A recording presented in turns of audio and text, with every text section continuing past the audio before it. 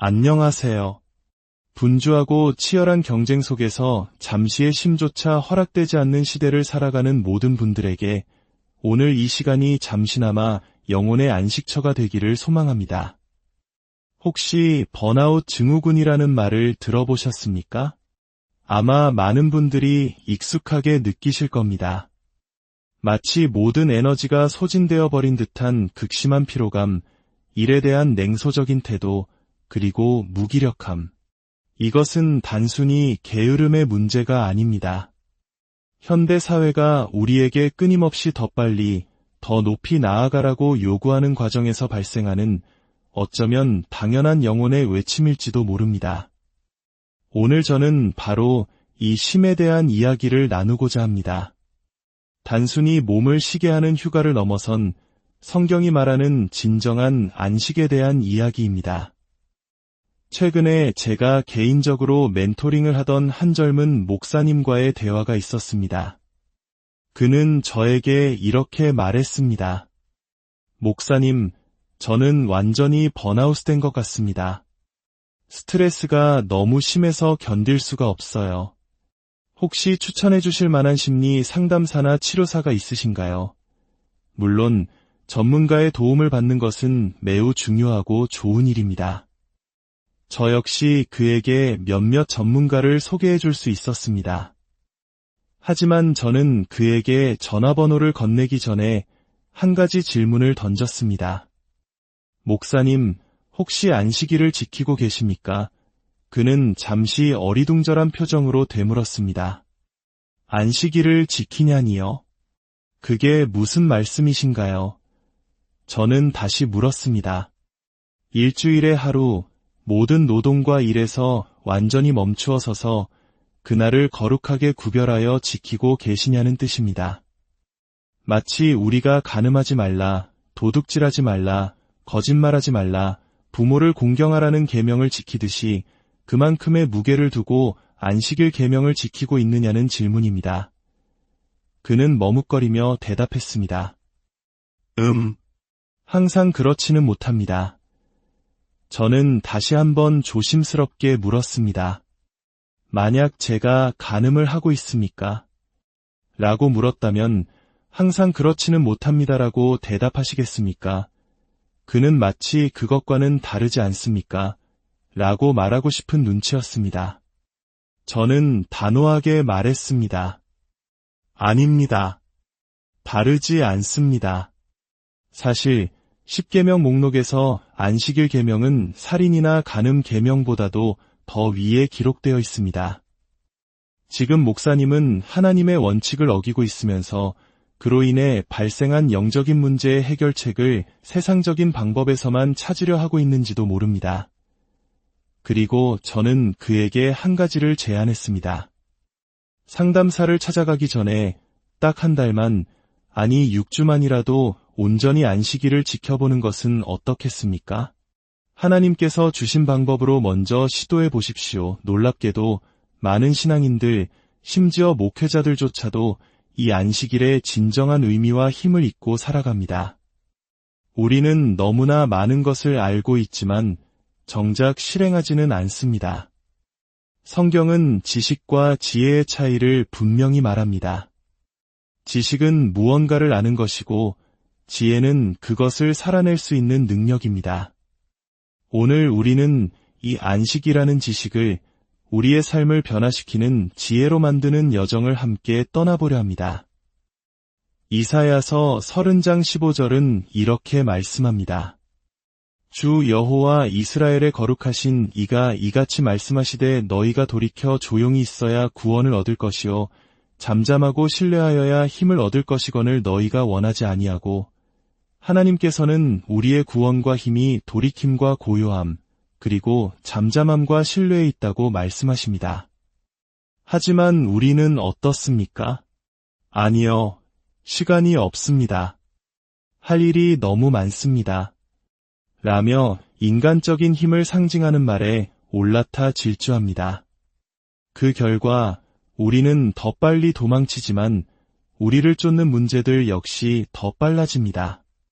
결국 우리는 산꼭대기에 외로이 서 있는 깃대처럼 언덕 위의 깃발처럼 홀로 남겨져 하나님이 어디 계신지 방황하게 됩니다. 하지만 바로 그 다음 구절에서 하나님은 놀라운 약속을 주십니다. 그러나 여호와께서 기다리시나니 이는 너희에게 은혜를 베풀려 하심이요 일어나시리니 이는 너희를 긍휼히 여기려 하심이라. 대저 여호와는 정의의 하나님이심이라. 그를 기다리는 자마다 복이 있도다. 하나님은 우리가 돌아오기를 기다리십니다. 의의 열매는 평강이요 이의 결과는 영원한 평안과 안전이라고 성경은 약속합니다. 여러분의 삶에 지금 평안이 있습니까? 세상의 혼돈 속에서도 흔들리지 않는 내면의 고요함이 있습니까? 만약 그렇지 않다면 그것은 우리가 하나님의 방법에서 조금 벗어나 있다는 신호일 수 있습니다. 히브리서 3장과 4장은 안식에 대해 더욱 깊이 다룹니다.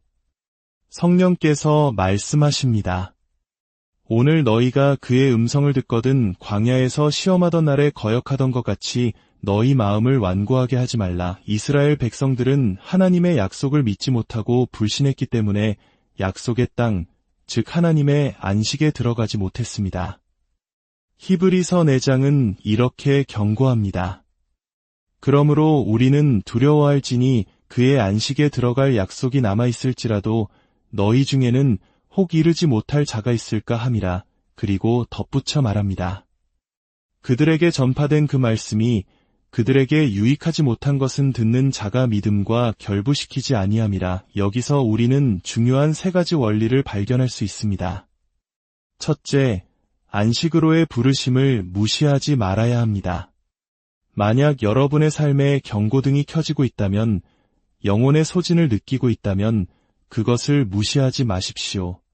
하나님께서는 때로 우리가 그분의 보호라는 우산 아래에서 벗어났을 때 비를 맞도록 허락하십니다.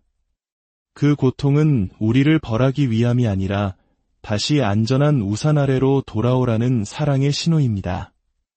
한 유명한 목사님은 이런 고백을 했습니다. 그는 어느 날부터 극심한 공황 발작을 겪기 시작했습니다. 심장이 터질 것 같고 팔의 감각이 없어지는 등 심장마비의 모든 증상을 겪었습니다. 그는 최고의 심장 전문의를 찾아갔고 모든 검사를 다 해보았지만 아무런 이상을 발견할 수 없었습니다. 마침내 의사는 혈관에 직접 카메라를 넣어 심장을 촬영하는 정밀 검사를 시행했습니다. 결과를 기다리는 그의 마음은 불안으로 가득했습니다. 마침내 의사가 들어와 말했습니다. 목사님, 좋은 소식과 나쁜 소식이 있습니다. 좋은 소식은 목사님의 심장은 아주 건강하고 완벽하다는 겁니다. 목사님이 안도의 한숨을 내쉬며 그럼 나쁜 소식은 무엇입니까? 라고 묻자 의사는 이렇게 대답했습니다. 나쁜 소식은 목사님의 삶이 엉망진창이라는 겁니다. 목사님은 지금 매일 먹는 음식, 과도한 카페인, 불규칙한 생활습관, 그리고 무엇보다 단 하루도 제대로 쉬지 않는 삶의 방식으로 스스로를 공격하고 있습니다. 지금 목사님의 몸이 비명을 지르고 있는 겁니다. 여러분, 몸의 외침, 영혼의 신호를 무시하지 마십시오. 너무 바빠서 쉴 수 없어요. 라고 말하지 마십시오. 쉼은 선택이 아니라 하나님의 명령이며 우리를 향한 축복의 통로입니다. 둘째, 믿음의 영역으로 들어가야 합니다. 히브리서는 안식과 믿음을 연결합니다. 진정한 쉼은 아무것도 하지 않는 것에서 오는 것이 아니라 하나님께서 일하고 계심을 신뢰할 때 찾아옵니다. 믿음의 사람들은 평온한 사람들입니다. 상황이 어렵고 길이 보이지 않을 때조차도 하나님께서 보이지 않는 곳에서 가장 위대한 일을 행하고 계심을 알기 때문입니다. 그래서 우리는 걱정하지 않습니다. 오히려 위기 속에서 하나님의 일하심을 기대합니다. 고통 속에서 기회를 봅니다. 여러분의 삶은 지금 목자에게 이끌리고 있습니까? 아니면 도살자에게 쫓기고 있습니까? 목자의 음성을 듣고 평안히 따르는 양처럼 우리의 삶도 하나님의 인도하심에 대한 믿음 안에서 평온을 찾을 수 있습니다. 셋째, 안식에 들어가기를 힘써야 합니다. 성경은 놀랍게도 저 안식에 들어가기를 힘쓸지니 라고 말합니다. 쉬는 것이 노력을 필요로 한다는 역설입니다. 현대 사회에서 멈추는 것은 뒤처지는 것처럼 느껴지기 때문에 의식적인 노력이 없다면 진정한 쉼은 불가능합니다. 우리는 주는 것에는 익숙하지만 받는 것에는 서툽니다. 사도행전에서 베드로는 성전 미문에 앉아 구걸하던 안진뱅이에게 말합니다. 은과 금은 내게 없거니와 내게 있는 이것을 내게 주노니 나사렛 예수 그리스도의 이름으로 일어나 걸으라. 베드로는 자신이 가지고 있는 것을 주었습니다. 여러분은 지금 무엇을 가지고 있습니까?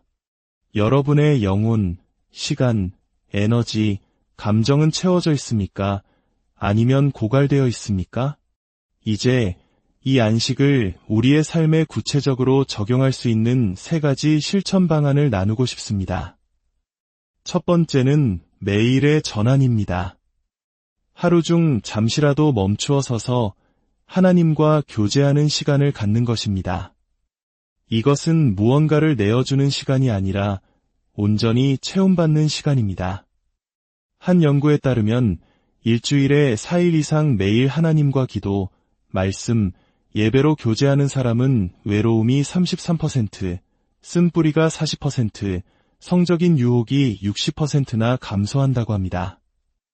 이 시간을 통해 우리는 매일 영적으로 재조정될 수 있습니다. 두 번째는 매주의 쉼, 즉 안식일입니다. 이것이 오늘 메시지의 핵심입니다. 일주일의 하루는 모든 노동과 경쟁에서 벗어나십시오. 그날은 돈을 버는 날이 아니고 세상의 보상을 위해 경쟁하는 날도 아닙니다.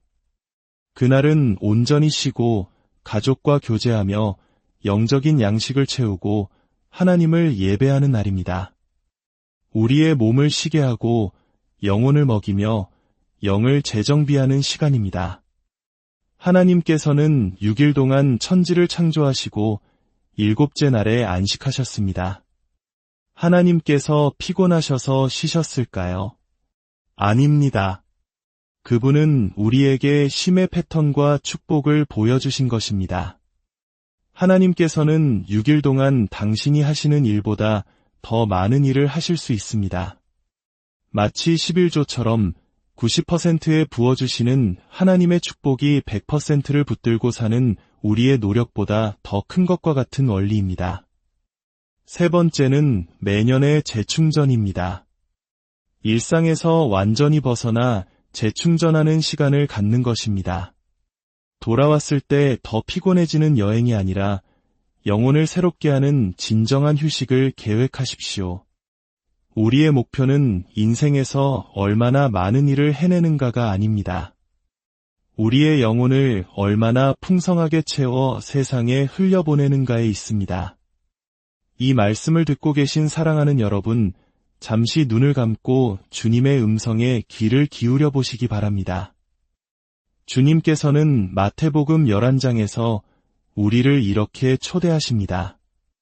수고하고 무거운 짐진 자들아, 다 내게로 오라 내가 너희를 쉬게 하리라. 주님은 우리에게 일을 멈추라고 말씀하시는 것이 아닙니다. 그분의 멍에를 메고 그분의 방법으로 일하라고 하십니다. 그럴 때 우리는 참된 안식을 누리며 더 많은 열매를 맺을 수 있습니다. 오늘 이 메시지가 여러분의 마음에 깊은 울림을 주었다면, 그리고 이 평안의 메시지가 더 많은 이들에게 전해질 수 있도록 구독과 좋아요로 함께해 주신다면 그 또한 하나님의 은혜를 나누는 귀한 사역이 될 것입니다. 이제 함께 기도하겠습니다. 하나님 아버지, 우리는 너무나 자주 당신의 명령을 무시하고 당신이 주신 쉼의 축복을 잊은 채 살아왔음을 고백합니다. 우리 자신의 힘과 노력으로 모든 것을 이루려 했던 교만을 용서하여 주시옵소서. 비를 맞으며 방황하던 저희가 이제 다시 주님의 보호라는 우산 아래로 돌아갑니다. 이 시간 이 말씀을 듣는 모든 이들의 삶에 하늘로부터 오는 참된 안식을 부어주시옵소서. 매일 주님 안에서 전환하게 하시고 매주 주님 안에서 쉬게 하시며 매년 주님 안에서 온전히 재충전되는 지혜와 능력을 허락하여 주시옵소서. 위의 열매인 평강이 각 사람의 마음과 가정의 강물처럼 흐르게 하옵소서. 혼란한 세상 속에서도 주님이 주시는 평안으로 능히 이기게 하시고 주님의 멍에를 메고 힘을 얻는 법을 배우게 하옵소서. 모든 수고하고 무거운 짐들을 주님 앞에 내려놓사오니 주님의 평화로 채워주실 줄 믿습니다. 거룩하신 우리 주 예수 그리스도의 이름으로 간절히 기도드립니다.